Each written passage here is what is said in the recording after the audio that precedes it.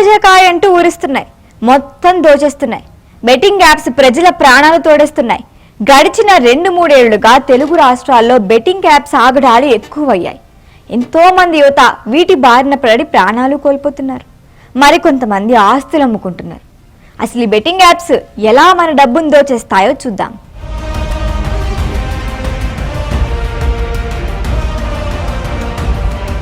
యువతని తమ వైపు ఆకర్షించేందుకే రకరకాల ఎత్తులు వేశాయి ఈ బెట్టింగ్ యాప్స్.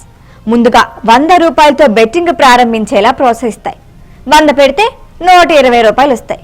అలా మెల్లమెల్లగా బెట్టింగ్ కూపంలో లాగేస్తాయి. మరికొంతమంది ముందే బోనస్ కింద డబ్బులు ఇస్తామంటారు. యాప్లోకి వెళ్ళిన వెంటనే ఆ బోనస్ డబ్బులతో ఆడమని ఎంకరేజ్ చేస్తాయి. అలా అలవాటు చేసిన తర్వాతే లక్షల్లో డబ్బులు పెట్టి మోసపోతుంటారు జనం. అయితే ఏ బెట్టింగ్ యాప్ వాడినా అందులోంచి 1 రూపాయి కూడా ఆడే వాళ్ళకి రాదు. అదంతా మోసం అంటున్నారు నిపుణులు. ఈ విషయం తెలియని చాలా మంది యువకులు, ఉద్యోగులు బెట్టింగ్ యాప్స్ బారిన పడి సర్వం కోల్పోతున్నారు. మొన్నటికి మొన్న ఓ బ్యాంక్ మేనేజర్ బెట్టింగ్ యాప్స్ మాయలో పడి బ్యాంకులో కస్టమర్లకు చెందిన బంగారాన్ని బయట తాకట్టు పెట్టాడు. 2 కోట్ల రూపాయలు పెట్టి బెట్టింగ్ యాప్లో పెట్టాడు. మొత్తం పోగొట్టుకున్నాడు. పోలీసులు అతన్ని అరెస్ట్ చేశారు. ఎంతో మంది యువకులు డబ్బులు తిరిగి రాకపోవడంతో మోసపోయామని గ్రహించి ఆత్మహత్య చేసుకున్నారు. ఇలాంటి ఘటనలన్నీ ఐపీఎస్ అధికారి సజ్జనార్ను కదిలించాయి. గడిచిన 3 ఏళ్లుగా ఇలాంటి ఘటనలు పెరగటాన్ని ఆయన గుర్తించారు. అందుకే సామాజిక బాధ్యతగా అందరిలో చైతన్యం తీసుకొచ్చేందుకు బెట్టింగ్ యాప్స్ మోసాలపై అవగాహన కల్పిస్తూ ఆయన కొన్నాళ్లుగా వీడియోలు పెడుతున్నారు. ఇప్పుడు ఈ పోరాటాన్ని ఆయన నెక్స్ట్ లెవెల్ కి తీసుకువెళ్లారు. ఈ బెట్టింగ్ యాప్స్ ఎక్కువగా ఎవరి ద్వారా ప్రజలకు వెళ్తున్నాయో గమనించారు. ఎక్కువగా యూట్యూబర్ ఇన్ఫ్లుయెన్సర్లు ఈ యాప్స్ ని ప్రచారం చేస్తున్నట్లు గుర్తించారు.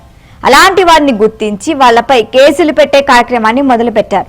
ఇప్పటికే వైజాగ్ నుంచి లోకల్ బాయ్ నాని అనే వ్యక్తిని అరెస్ట్ చేశారు. నల్గొండలో బన్నీ సన్నీ యాదవ్ పై కేసు పెట్టారు. తాజాగా ఏకంగా ఒకేసారి 11 మంది యూట్యూబ్ ఇన్ఫ్లుయెన్సర్లపై కేసులు నమోదు చేశారు. ఇదంతా సజ్జనార్ చొరవ తీసుకోవటం వల్లనే జరిగింది. ఇందులో విష్ణుప్రియ, సుప్రీత, రితు చౌదరి, హర్ష సాయి, టేస్టీ తేజ, పరేషాన్ బాయ్స్ ఇమ్రాన్, అజయ్, కిరణ్ గౌడ్, భయ్యా సన్నీ యాదవ్, సుధీర్ రాజు సహా పలువురు ఉన్నట్లు సమాచారం. వీరంతా పదే బెట్టింగ్ యాప్స్ ని ప్రమోట్ చేస్తున్నారని పోలీసులు గుర్తించారు. బెట్టింగ్ యాప్స్ ని ప్రమోట్ చేసే ఇన్ఫ్లుయెన్సర్లపై సజ్జనార్ సీరియస్ అవుతున్నారు. గత కొన్ని రోజులుగా దేశవ్యాప్తంగా బెట్టింగ్ యాప్ ప్రమోషన్లు చర్చనీయాంశంగా మారాయి.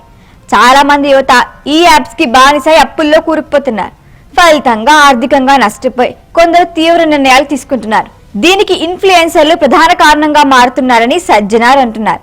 అందుకే అమాయక యువతని బెట్టింగ్ వైపు మళ్లిస్తున్న సోషల్ మీడియా ఇన్ఫ్లుయెన్సర్లపై చర్యలు తీసుకోవాలని స్థానిక పోలీసులకి సూచించారు. ఇటీవల ఏపీకి చెందిన YouTuber local boy Nani, rider Bhaiyya Sunny Yadav పై నమోదైన కేసుల్లో సజ్జనార్ కీలక పాత్ర పోషించిన విషయం తెలిసిందే. సజ్జనార్ తన ట్విట్టర్ ఖాతా ద్వారా బెట్టింగ్ యాప్ ప్రమోషన్లు అరికట్టేందుకు కృషి చేస్తున్నారు.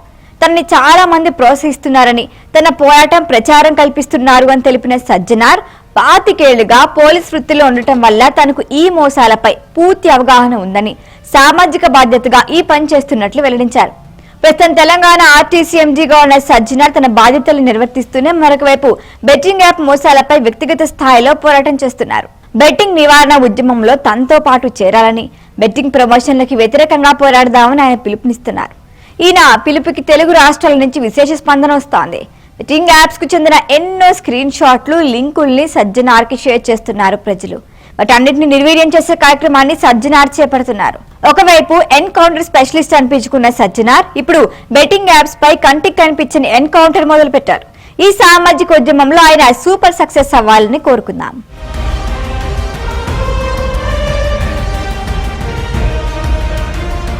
ఈ వీడియో కనుక మీకు నచ్చినట్టయితే లైక్ చేయండి, షేర్ చేయండి, సబ్స్క్రైబ్ చేయండి. అలాగే పక్కనే ఉన్న బెల్ ఐకాన్ని క్లిక్ చేయండి.